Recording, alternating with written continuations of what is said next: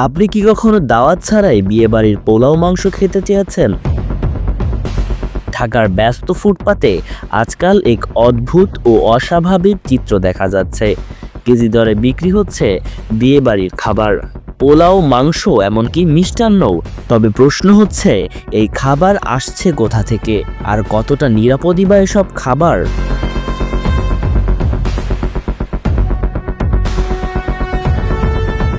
এই ভিডিও নিয়ে না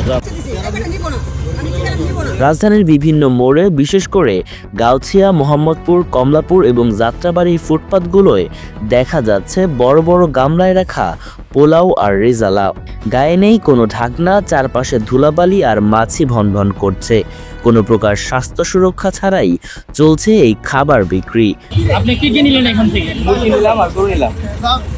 মুরগি আর গরু নিলেন, কত করে নিলেন? 500 টাকা। সবসময় বলতে মাঝে মধ্যে খুব একটা জানি তা না, মাঝে মধ্যে খাবার তো ভালো নাকি? আছে মোটামুটি।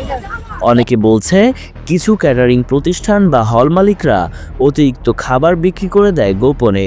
কেউ কেউ আবার বলছে, আগেই পরিকল্পিতভাবে বেশি রান্না করে এইভাবে বিক্রি করা হয় লাভের আশায়। এসব খাবারের সংক্রমণের সম্ভাবনা খুবই বেশি। টাইফয়েড, ফুড পয়জনিং বা হেপাটাইটিসের ঝুঁকি তো থেকেই যাচ্ছে। এগুলো স্বাস্থ্য অধিদপ্তরের নজরদারিতেও নেই তেমন। দাওয়াত ছাড়াই বিয়েবাড়ির পোলাও খাওয়ার সুযোগ তৈরি হলেও এর পেছনে রয়েছে গুরুতর স্বাস্থ্য ঝুঁকি ও আইনগত প্রশ্ন। এসব ব্যাপারে প্রশাসনের নজরদারি খুবই জরুরি, আর সচেতনতা জরুরি আমাদের সবার। স্বল্প দামে একবেলার তৃপ্তি হয়তো হতে পারে দীর্ঘমেয়াদী অসুস্থতার কারণ। দেশ জুড়ে তোলপাড় ওয়ালটন ফ্রিজ কিনে আপনিও হয়ে যেতে পারেন millionaire. Mortuza Tanvir, news desk, BD24 live.